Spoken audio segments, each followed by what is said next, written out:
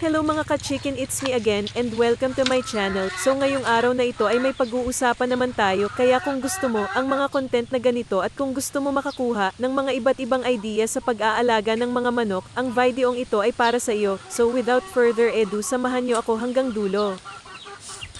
So yan na nga mga ka-chicken, sa loob lang ng isa't kalahating buwan, naming pag-aalaga namin sa kanila, yung na nga nagbunga na rin nagsimula na silang mag-crow ang hudyat na mag-lay egg na sila hindi man sila sabay-sabay.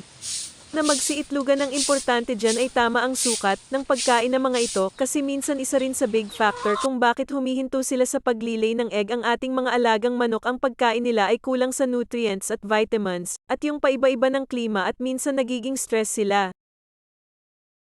So yan na nga mga ka-chicken, araw-araw naming kinukuha ang mga itlog sa pugad, nilinisan namin sa kabalutan papel at ilalagay sa chiller para mananatili ang kanyang pagka-fertile egg, iniipon hanggang umabot ng tig-isang tray bago namin sinasalang sa incubator. At pagkalipas ng 21 days, ayan na sila mga ka-chicken, na hatch na po ang ating mga itlog into sisiw. Nakakatuwa lang tingnan ang ating mga sisiw sa loob ng incubator. Kaya mga ka-chicken, kung may natutunan kayo sa video na ito, please don't forget to subscribe my channel, mag-likes, at mag-iwan ng mga katanungang sa comment section, at ito'y ating pag-uusapan. Sa uulitin mga ka-chicken, happy farming!